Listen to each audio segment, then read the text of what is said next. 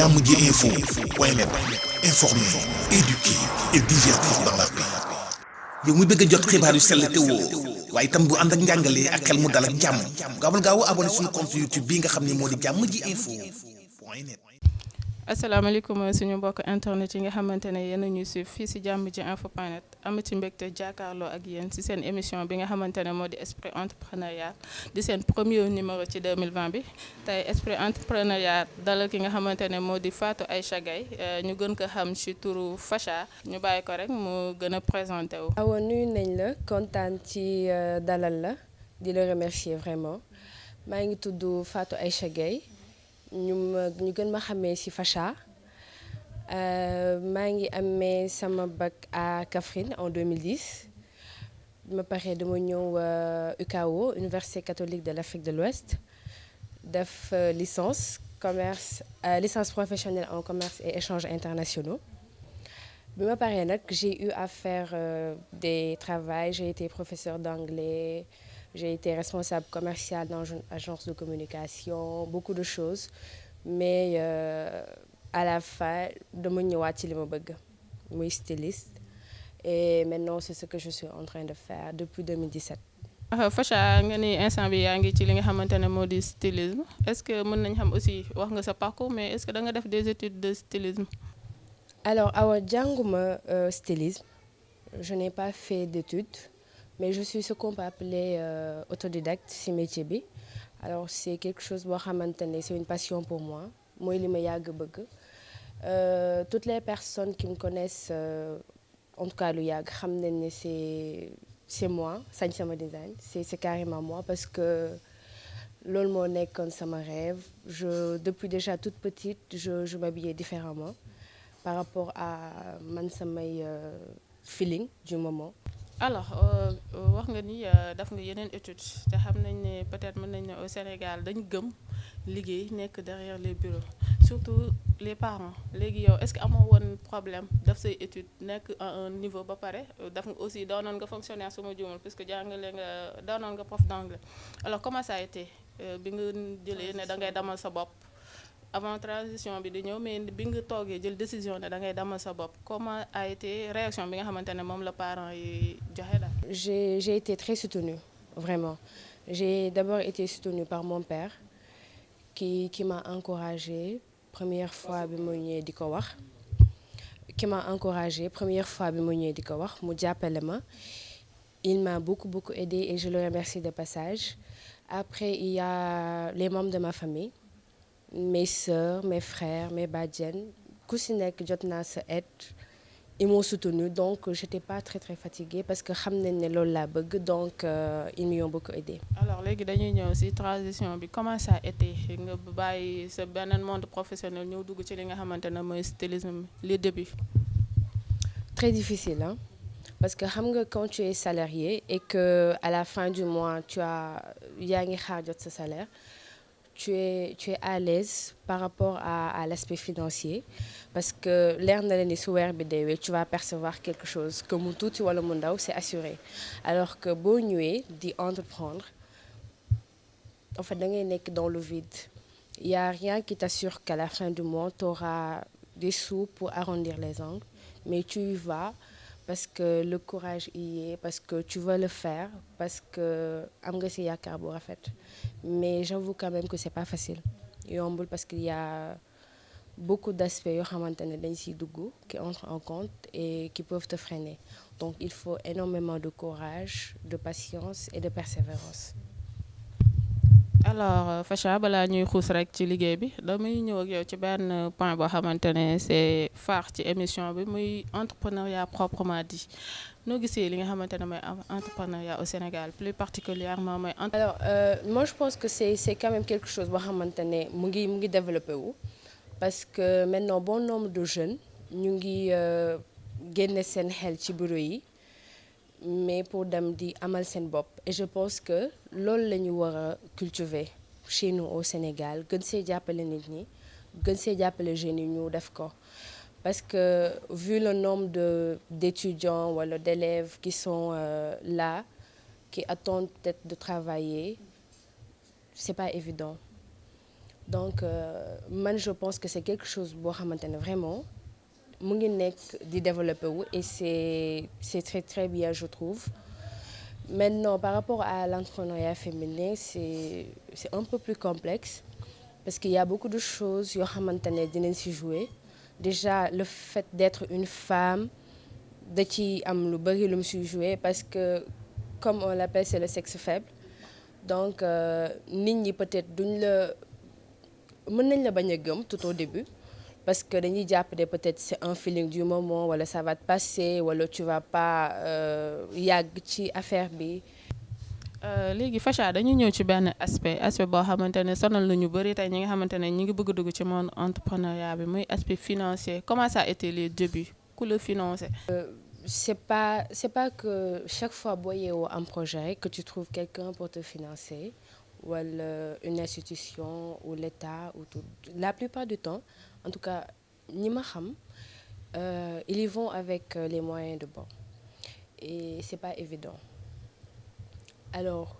pour nous parce que moi je suis en collaboration c'est avec une amie on était ensemble à l'UCAO.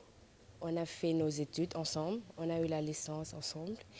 et elle avait plutôt une passion pour les chaussures, les sacs, les accessoires, en tout cas tout ce qui complète une mise vestimentaire. Alors on s'est associés, on a ouvert notre showroom en janvier 2019. On a commencé par faire de la vente en ligne. On l'a fait pendant 2 ans. Alors on avait des sous par-ci par-là des fois ñu gagné xaalis des fois duñu am dara xam nga rek jaay bi c'est pas tout le temps que c'est mais on a quand même continué parce que man je me dis que le plus important c'est de faire ce que tu veux te ñun loolu la ñu bëggoon loolu moo doon suñu passion suba ba ngoon ci lañ doon dox donc ñu ubbi showroom bi avec toutes les difficultés ah ouais ça je peux te l'assurer. On est même resté une journée sans manger, nous deux, parce que c'était pas ça. Parce que il y avait pas encore ça. Li nga fi fekk tey nekku fi woon. Parce que on voulait continuer, même si c'est difficile, bëggoon nañu dem ba gis le bout du tunnel. Àggaguñu fa ñu ngi ñaan Yàlla àggale ñu fa te jàppale ñu. Mais on a été soutenus par nos parents. Qui ont cru en nous gëm ñu jàppale ñu taxawuñu yaakaar naa ne moo tax peut-être tey ñu agsi fii. voilà ni nga expliqué sànq dafa mel ni yéen jéemu leen dem côtoyer wala contacter ñi nga xamante ne mooy peut-être structure groupe. parce que ça prend du temps dafay yàgg alors c'est des choses yoo xamante ne. Des fois di nga dégg ñu ne dem leen telle ou telle institution bu ngeen demee dinañ leen financer dinañ leen jàppale mais c'est des choses yoo xamante ne ça prend du temps et nous en tant que jeunes en tant que femmes ñu commencé déjà suñu activité c'est vrai que xaalis amu fi woon mais on avait nos idées et on avait pare woon nañu pour avancer donc écrire un projet yóbbu ko di xaar un retour. C'est ce temps qu'on ne voulait pas perdre parce qu'on voulait s'investir dans nos business et espérer avancer di dem ba que ça soit des marques à l'échelle internationale. Moo tax on a commencé avec les moyens de bord li fi nekk la ñu jël xaaruñu pour am beaucoup parce que c'est l'erreur qu'il ne faut pas faire. Ne pas attendre beaucoup d'argent pour commencer son projet. On peut commencer quelque chose avec 1000 francs, 2000 et grandir. Et je trouve que c'est un peu ce qui fait la beauté. Alors léegi Facha dañuy ñëw ci li nga xamante ne mooy collection bi ban genre tenue vestimentaire ngay liggéey. Alors nous on fait du touche à tout parce que dañoo bëgg sañ sama design ku ci nekk gis ci boppam. C'est la nouvelle collection. C'est quelques tenues de la nouvelle collection. Comme je te le disais tout à l'heure, c'est des tenues de ville qu'on a fait spécialement. Amul yére olof, c'est des chemises, c'est des pantalons, c'est des jupes, c'est des ensembles tailleurs. Alors, on a utilisé comme tissu des brocarts, gabardines, du Givenchy, chiffon en soie, des pagnes bien de chez nous, des wax aussi. Comme par exemple cet ensemble, c'est un wax qu'on a utilisé avec du gabardine et avec la capuche derrière. C'est toujours pour faire un style différent et avec une jupe différente en bas de cette couleur en bleu bic.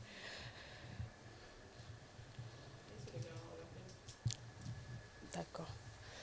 Alors bii nii ensemble tailleur la comme je le disais tout à l'heure c'est pour permettre aux Sénégalais d'arrêter de commander des habits peut-être en Turquie wala dem ci beneen dëkk mais consommer local. Alors ensemble tailleur lañ def nii il y a toutes les finitions ci biir yu set boo ko gisee doo sax yaakaar ne dañ koo ñëw mais quand même dañ koo ñëw mu ànd ak pantalon ñu pare def si loo xamante ne ak loxo lañ ko defee c'est toujours pour apporter une touche particulière à nos tenues moo nekk nii moo nekk ci rebord veste bi et tout ñu def ko aussi sur les pans et tout touche personnelle Sañ Sama Design la c'est un peu pour apporter de la différence parce que d'habitude tailleur yi kenn du ko def di ci def fermé dañuy def tailleur yi ñaw ko nit ñi sol ko mais du am lii mais nous on s'est inspiré de ça toujours pour jàppale aussi artisans yi nga xamante ne c'est leur travail c'est ce qu'ils font pour ñu mën see gis seen bopp alors lii bu ñu ko jëlee je pense que kenn soxlaatul dem feneen di ko. voilà suñu mbokk internet yi ñu ngi toujours ak suñu invité du jour muy Fatou Aïcha Gaye di styliste léegi Fatou ñu ngi à la fin de l'émission presque avant ñuy tëj nag dinañ la bàyyi nga jox conseil jeunes yi nga xamante ne tey dinañ la gis jël la comme modèle mais ñemewuñu puisque xamuñu ban yoon lañ war a jaar ak xamuñu aussi lan moo leen di xaar derrière. conseil bi ma mën a jox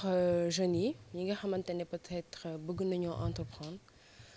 mooy il faut avoir beaucoup de courage à avoir c'est juste ça en fait nga am persévérance nga gëm ni yow ci li nga nekk boo ci duggee da ngay dem mënoo ne dama bëgg a def lii ba pare derrière tu as des idées comme quoi est-ce que dina door est-ce que bu ma si duggee dinaa si am li ma si doon wut est-ce que te poser des questions yoo xamante ne dafay négatif il faut pas c'est ce qu'il faut surtout pas faire ne pas être pessimiste chaque fois nit ki booy dugg ci lenn rek ànd si ak gëm-gëm nga ànd si ak pas-pas nga dem ci jusqu'au bout yàlla dina la jàppale parce qu'il faut beaucoup de courage pour mettre en place une entreprise je prends mon cas j'ai quitté des postes ma bàyyi sécurité financière bi ma bàyyi lépp li nga xamante ne peut-être nekkoon na loo xamante ne dama doon am aisance parce que à la fin du mois je percevais un montant bu ma doon permettre may faj sama soxla j'ai renoncé à tout ça parce que dama gëm li may def parce que dama gëm Sañ Sama Design mais avant tout parce que dama gëm sama bopp parce que xam naa ni su ma si nekkee liggéey si dinaa ci sori dinaa ci dem ba nga xamante ne dinaa mën a employer des jeunes sénégalais ñu nekk ci entreprise bi liggéey ci ñu àndandoo di ci liggéey donc bu ma amee conseil bu may jox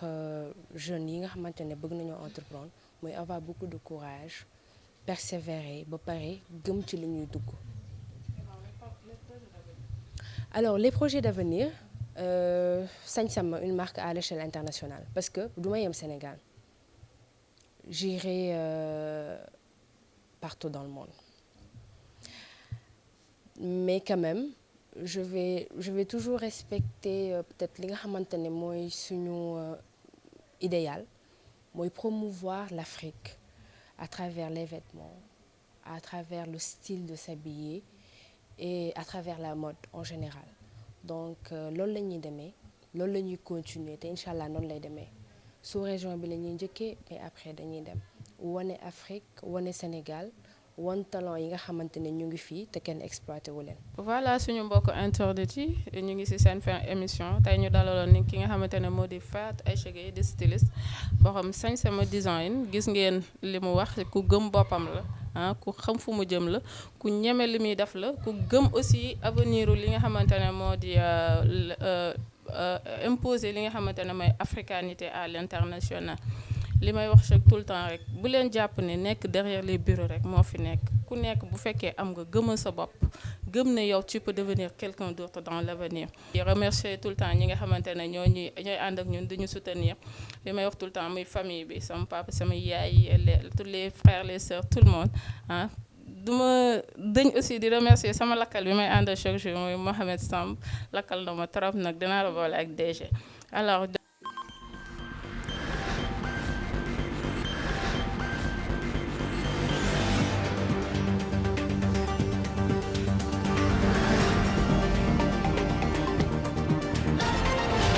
Jàmm ji info point net informer, éduquer et divertir dans la paix. yow muy bëgg a jot xibaar yu sell te woo waaye itam bu ànd ak njàngalee ak xel mu dal ak jàmm gaawal gaaw abonné suñu compte YouTube bi nga xam ne moo di Jàmm ji info point net.